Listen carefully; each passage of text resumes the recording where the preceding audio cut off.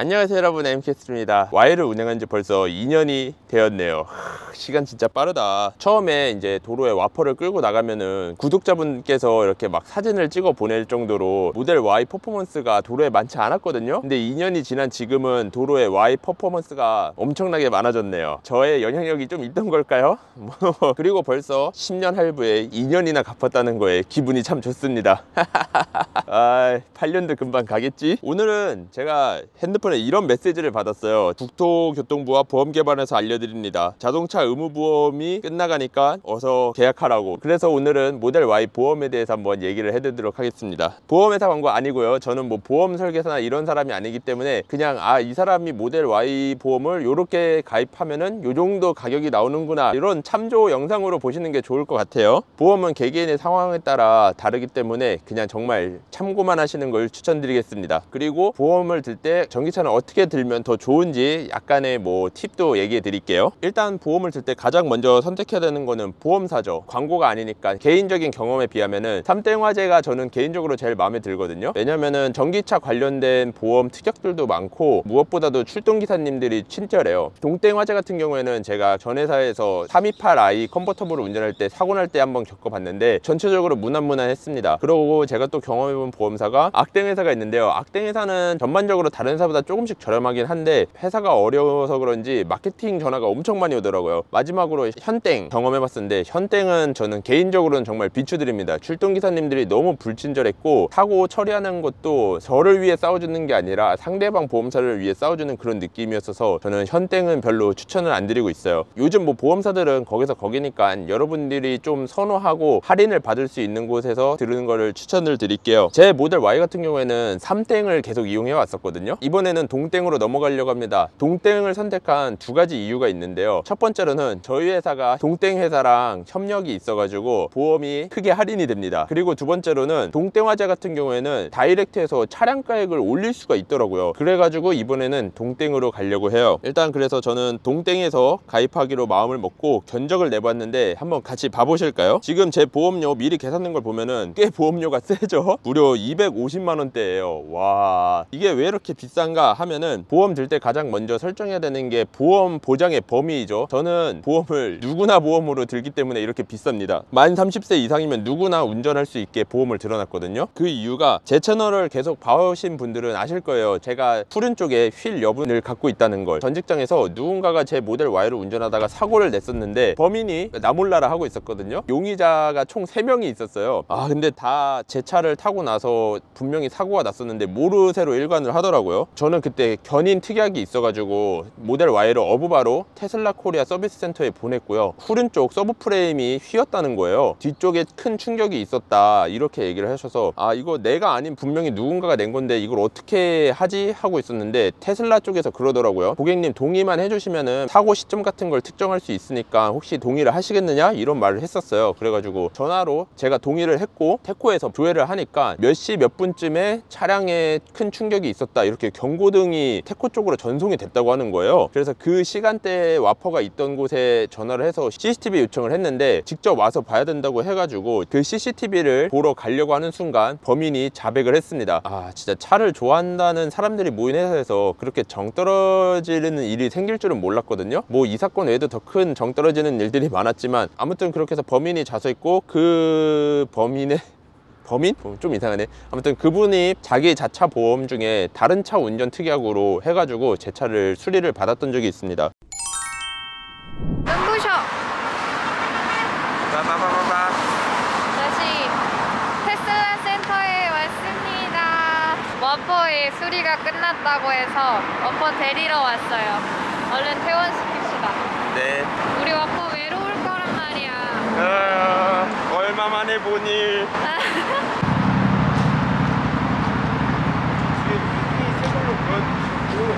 여기 콩나무가 조금 있어서 손이 조금 불쌍하긴 하거든요. 한번 비행해보시는데 큰 문제는 없어서. 콩나무는 2만 원.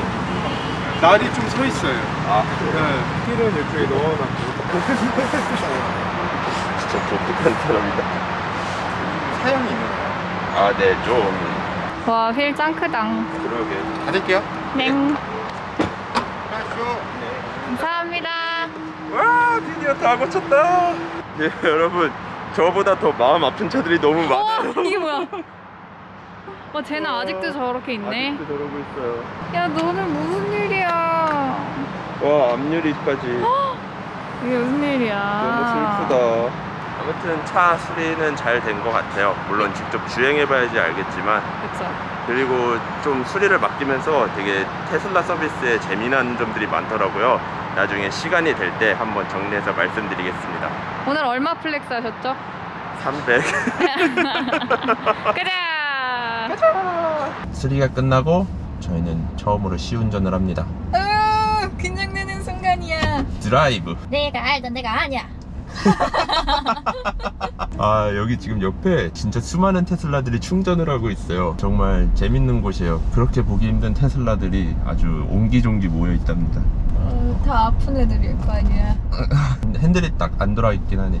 제가 이 차를 운전하다가 갑자기 이상한 점을 느껴서 입고를 시킨 건데, 핸들이 갑자기 엄청 돌아가 있었어요. 얼라이가 완전히 다 무너진 차처럼.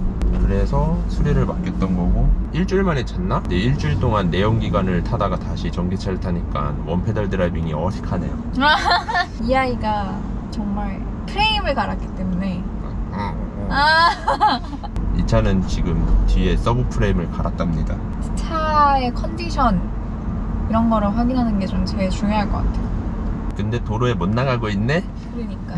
차는 가자! 저거 신호 끊기면 갈 거예요. 무서워. 왜 이렇게 쫄보가 됐어? 사고 나면 안 된다고. 네, 핸들이 정상이네요.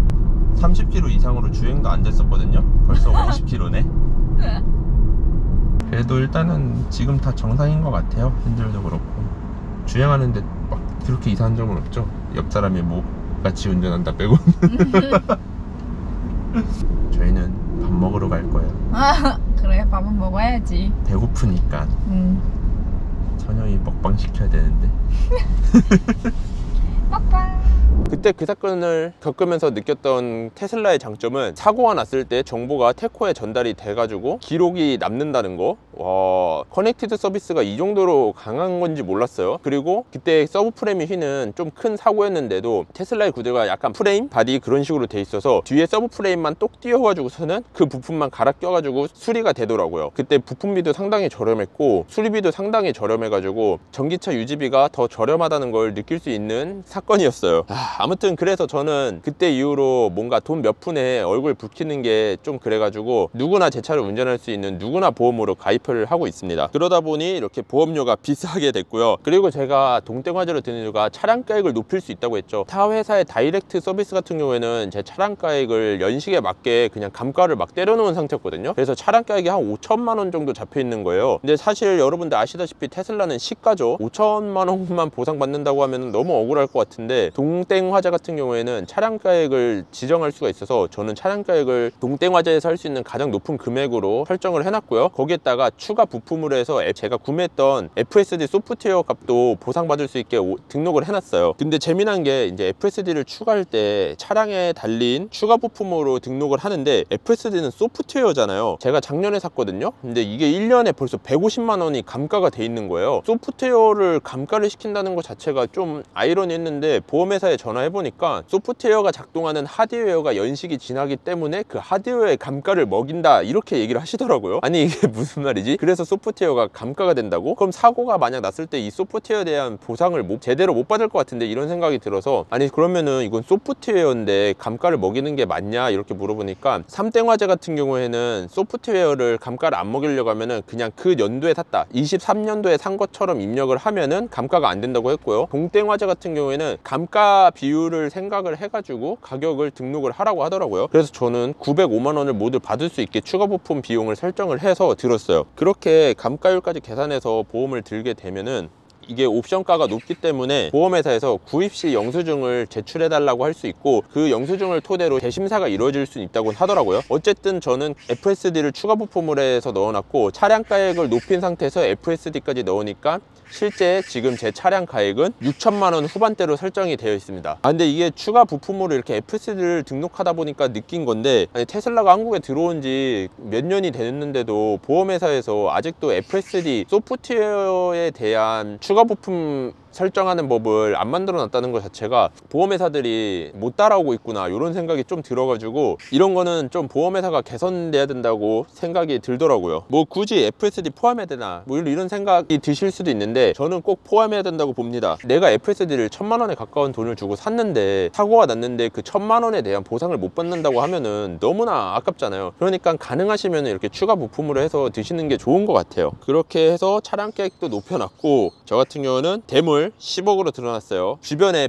벤틀리나 뭐 롤스로이스 이런 차들 심심치 않게 보이잖아요. 그래서 대물을 상당히 높은 범위로 해놨고요. 그리고 그 밑에 이제 자차를 드실 때 여러분 꼭 자동차 상해로 넣으셔야 돼요. 왜 자동차 상해로 넣어야 되냐면은 자기 신체 사고로 넣으면은 상해 급수에 따라 실제 치료비만 보상을 해줘요. 근데 자동차 상해 같은 경우에는 상해 급수에 상관없이 치료비, 위자료 그리고 다쳐서 일을 못할 때 휴업 손해까지 폭넓게 보상을 해주거든요. 자기 신체 사고에 비해서 뭐 1, 2만 원 정도 더 비싼데 보장 범위는 훨씬 넓으니까 내가 뭔가 직장인이거나 아니면은 일을 하고 있다 이러시면 무조건 자동차 상해로 넣는 게 좋습니다. 그리고 자동차 상해 같은 경우에는 부상 치료비 급산도가 없고요. 그래서 치료비를 충분히 보상받을 수 있고 뭐 향후 치료비, 위자료, 휴업 손해, 합의금까지 다 주니까 그냥 치료비만 보상해주는 자기 신체 사고보다는 훨씬 더 좋죠. 그리고 보상 범위가 자기 신체 사고 같은 경우에는 운전자만 보상이 되는데 자동차 상해 같은 경우에는 동승자까지 보상이 돼요. 나 혼자만 타는 게 아니라 좀 여러 사람이 같이 탈 경우도 많다 이럴 경우도 훨씬 유리하죠. 그 외에도 뭐 자기 신체 사고는 안전벨트 미착용 시 과실이 부과되는데 자동차 상해 같은 경우는 안전벨트 미착용 시에도 과실 부담이 없고 보장 범위의 금액도 훨씬 더 큽니다. 이래저래 훨씬 좋으니까 꼭 자동차 상해로 드세요. 그래서 저는 자동차 상해로 들었기 때문에 가격이 좀 더 올라갔고요. 무보험차도 5억으로 들어놨어요. 최대한 보상이 크게, 이거 보험이니까. 그러고 나서 이제 다른 여러 가지 특약들이 있는데 긴급 출동 서비스 같은 경우에는 어느 보험회사든지 전기차 관련된 견인 특약이 있거든요. 대부분 전기차 견인은 60km 이상으로 설정을 해놨더라고요. 60km로 해놓으면 사실 뭐 배터리가 닫아서 멈춰도 근처에 충전소도 갈 수 있고, 그리고 예전에 저희 사고처럼 사고가 나서 차량이 운행이 안 될 때 어부바로 해가지고 센터까지 보낼 수 있으니까 전기차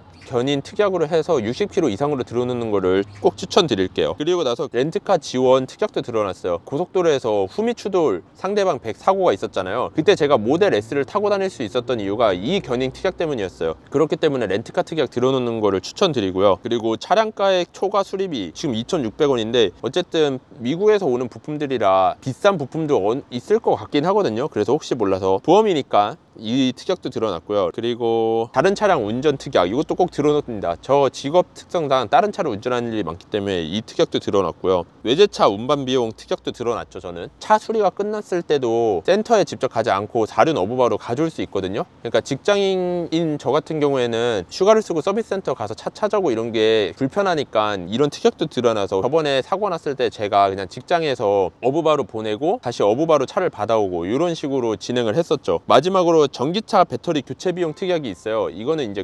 금융감독원에서 전기차들 배터리 비용이 워낙 비싸니까 의무적으로 만들라고 해서 만든 특약이거든요. 보험사들은 배터리도 1년마다 감가를 먹여요. 예를 들면 2천만 원짜리 전기차 배터리가 들어가 있는데 1년이 지나서 배터리 쪽에 작은 문제가 생겨가지고 배터리를 교체해야 된다 이럴 경우에는 대부분 전기차들은 배터리를 통으로 갈아야 되거든요. 어느 부분만 갈 수가 없어요. 2천만 원이라는 돈을 갈아야 되는데 1년 지났다고 감가율을 거의 200만 원을 때려버리면 그 소비자가 200만 원이나 되는 큰 돈을 부담해야 되잖아요. 그러다 보니까 전기차 같은 경우에는 배터리 쪽에 문제가 생겼다고 하면은 대부분 전손 처리를 했대요. 전기차가 배터리 문제로 전손 처리를 하는 걸 좀 방지하기 위해서 이런 특약을 금융감독원에서 만들어서 들 수 있게 해놨거든요. 물론 저처럼 차량 가액을 높이면은 사실 전손 처리를 하는 게 더 이득이긴 하지만 이런 전기차 관련 특약이니까 여유가 되신다면은 드는 거를 추천드릴게요. 이렇게 저렇게 뭐 11개의 특약을 들다 보니까 16만 원이라는 돈이 추가됐네요. 제 모델 Y의 보험료는 무려 260만 원이 되었습니다. 보험료가 꽤 비싸게 나왔죠. 세 가지 이유 때문인데 누구나 보험으로 했다, 차량 가액을 FSD까지 포함해가지고 엄청나게 높여놨다, 전기차 관련 특약을 많이 들어놨다, 그렇게 해서 이렇게 비싼 금액이 나왔습니다. 와, 카푸어인데 보험은 정말 빵빵하게 들었네요. 자동차 보험이라는 건 그런 것 같아요. 진짜 말 그대로 보험이죠. 내가 어떤 일이 생길지 모르는 거에 대비해서 드는 건데 저 같은 경우에는 큰 사고를 그때 328i 옆구리 신호 위반 차량으로 받친 거, 그리고 고속도로에서 뒷차가 미처 정차를 못하고 저희 와퍼를 박았던 점, 이렇게 상대방 100%의 사고로 나니까 이렇게 빵빵하게 들게 된 것 같아요. 어쨌든 보험은 보험이니까 여러분들도 사고가 났을 때 보장을 좀 빵빵하게 받고 싶다면은 이렇게 특약까지 해가지고 드는 거를 추천드릴게요. 팁이 되었는지는 잘 모르겠네요, 여러분들께. 여러분들 구독, 좋아요, 그리고 알람 설정까지 해주시면 감사하겠고요. 오늘은 여기서 인사드리도록 하겠습니다. 그럼 안녕. 와, 근데 진짜 보험료 엄청 많이 나왔다. 하지만 보험은 보험이니까